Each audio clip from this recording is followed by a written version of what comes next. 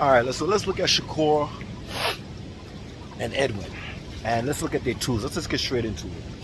When I look at Edwin, right, I see a lot of things that could disturb Shakur in the fight. First of all, the jab. You have a strong, stiff jab, right? And I notice when he throws that jab, he'll throw one, then he'll stab you to the breadbasket with the left, or he'll go with the jab, 1, 2. But when he's doing this 1, 2, the foot, the front foot, I'm a southpaw, so I can relate. Both of them are southpaw, so I can relate. So when he throws that jab, 1, this foot, the front foot, is also stepping to the right. And then when he throws the second jab, he pivots to the right. So regardless if you're a southpaw or orthodox fighter, he loves to pivot to the right. Right? Now, with his hook, when he throws that hook, he goes with the momentum with that hook. So while the momentum is hitting here, his back foot and his front foot is pivoting to the right. So that's another thing when he throws his hooks. Most of the times he has a rhythm as, this rhythm is like, he'll throw a jab and then he'll hit you at the breadbasket, he'll hit you to the gut. For Edwin, he have to go to the body. He got to mix it up. He got to mix it up.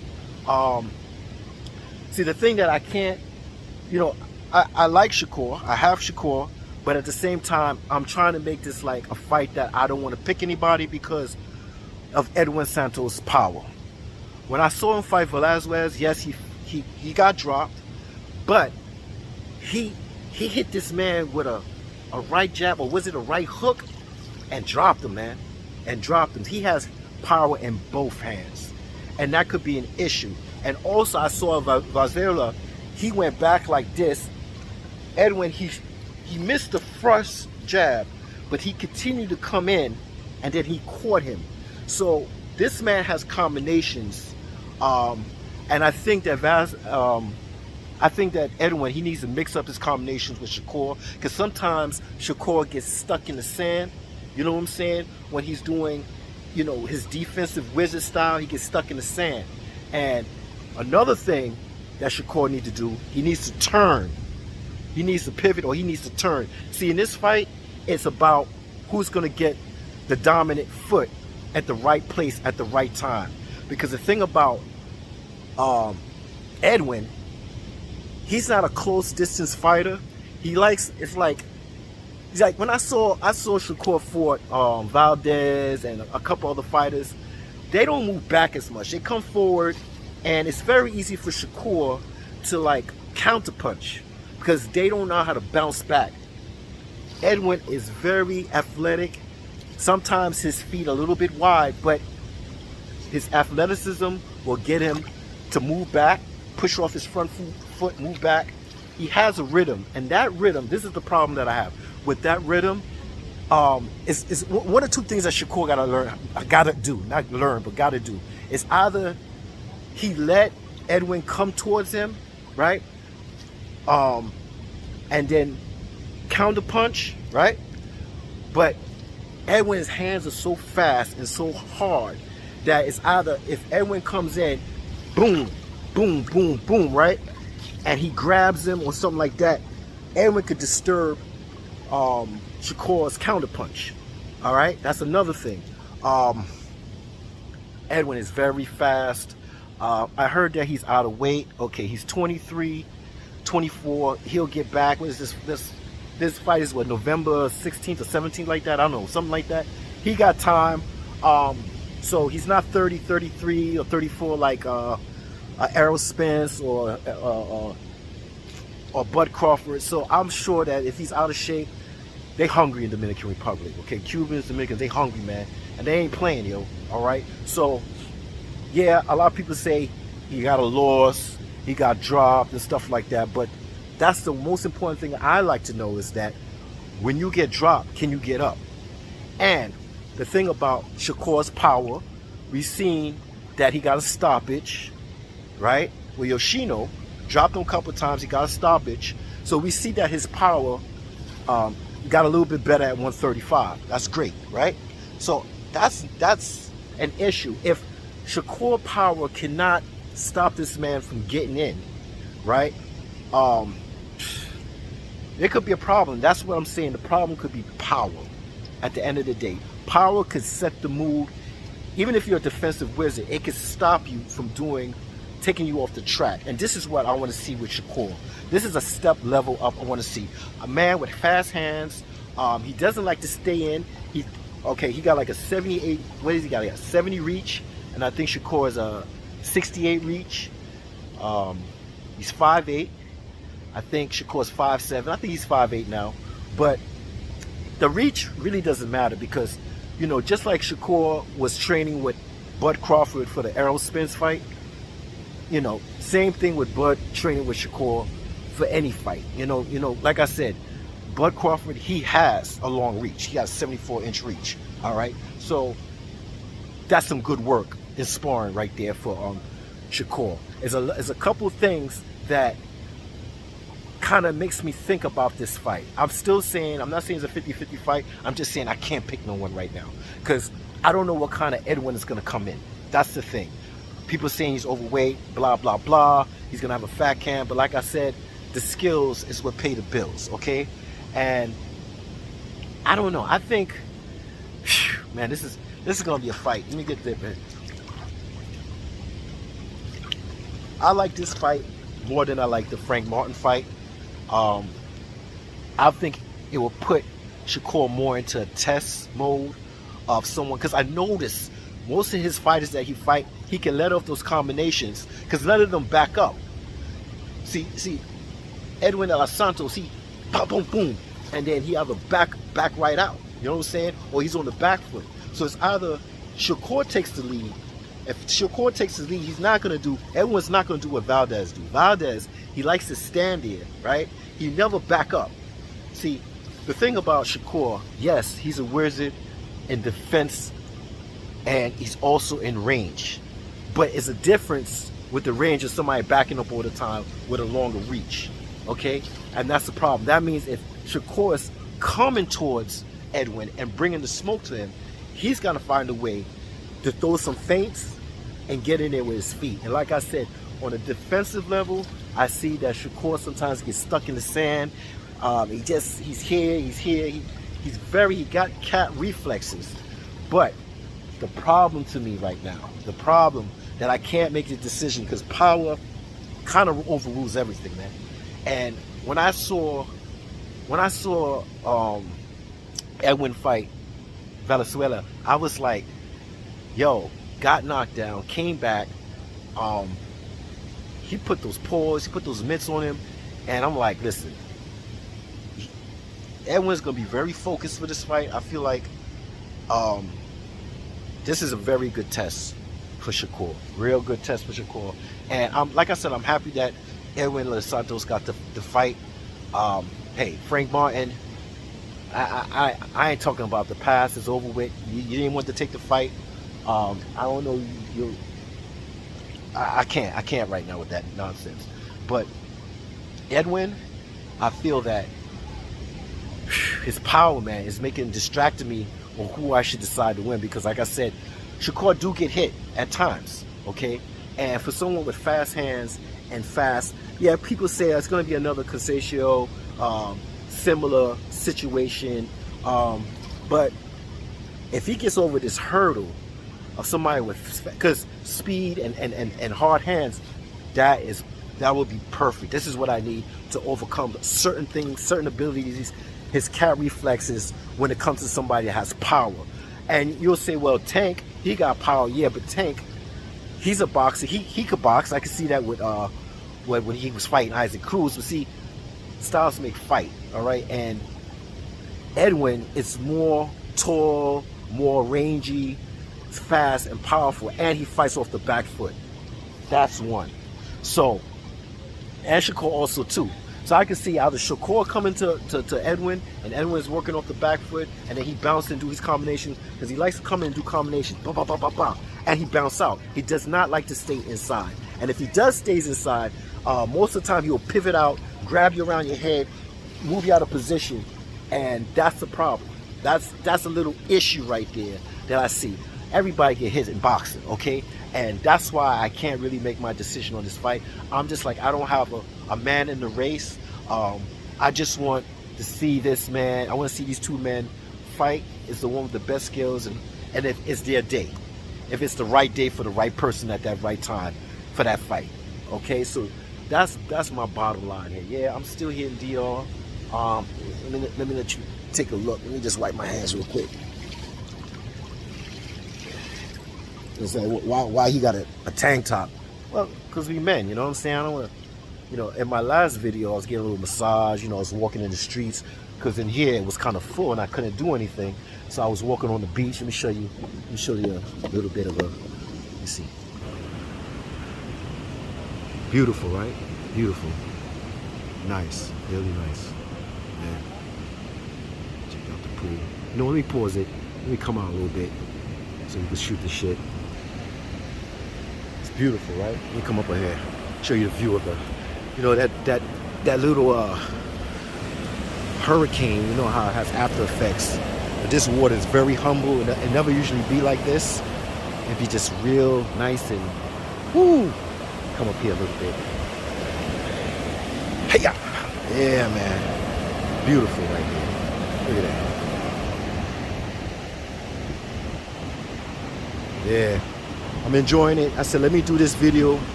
Let me do this video early because, you know, last time I wanted to do it here by the pool, but there was a lot of people.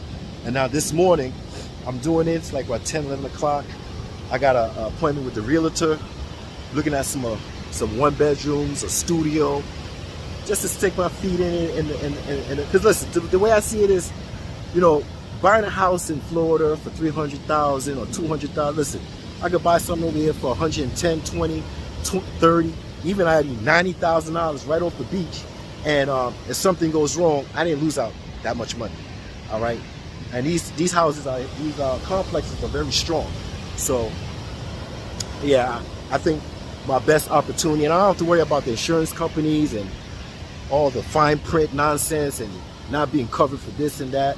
So yeah, I'm enjoying it out here. Hey man, hold on, let me pause this shit. Let me pause this. Let's see what let me see if I could got my slippers on and all that. Yeah, but yeah, so that's what I'm worried about. Is either Shakur let Edwin come in for the bait and then counterattack, or Shakur gotta disturb Edwin's rhythm and stop him from blitzing and coming in with combination and bouncing back out. So this is very, in a way, it's kind of tit for tat. Like, he's gonna have to feel him out and figure out what he needs to do. If he could get Edwin between combinations, Edwin's combinations, and interrupt his pattern, hey, great, good for Shakur.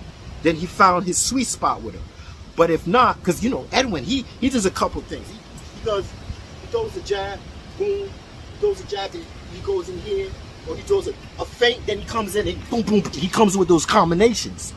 So that's one of those situations, and he loves to pivot, always to the right. No matter if you're orthodox or southpaw, he always pivoting to that side. And he kind of holds your head to push you out of position. So that's my thing. That's the only thing that I'm concerned about. You know what I'm saying? And it's kind of early. I'm still watching some of the fights that Edwin have. I watched most of all his fights. And I'm dissecting certain areas of it. He can stand the speed and the power, because he has speed and power and the combinations, and he likes to shoot in. And of course Shakur, he's going to do a two-step. He's going to do two-step on him back. And Shakur, he knows how to fight. Shakur knows how to fight off the back foot. A lot of people don't know how to fight off the back foot. Most of his opponents that he fought didn't fight off the back foot. But Edwin, he also knows how to fight off the back foot. So when you're coming towards him, he's taking a step back, right? And of course, Shakur has that range. He knows he's a range master. He knows when to shoot, place those punches at the right place and right time. I think that Edwin needs to go to the body more. If he goes to the body more, that would be great. You know what I'm saying? Up and then come up and then, you know, feint up or whatever. Do what you gotta do. Combinations to the body and come up. When Shakur gets familiar with that, you know, change up your rhythm. You just gotta change up your rhythm. Both of these fighters gotta change their rhythm up when it comes to playing the IQ game and the mind games. They got to do that. The first round shouldn't look like the second round, and it's going to be tit for tat with the mind games, right? His IQ is not as high as Shakur, but that speed and that power in both hands, that kind of equal that out. Because when you get hit with power, a lot of things, believe me, a lot of things go through your head, and sometimes your game will change. And this is a good step in competition for Shakur, better than Ghost Frank Martin, I feel. And listen, hopefully we can get this fight. You know, I hope there's no, you know, PEDs and all this dumb you know, I don't even want to be bothered with all that. Hold on now, let me get out of here. Yeah, I got an appointment with the realtor. See some of these places out here before I go.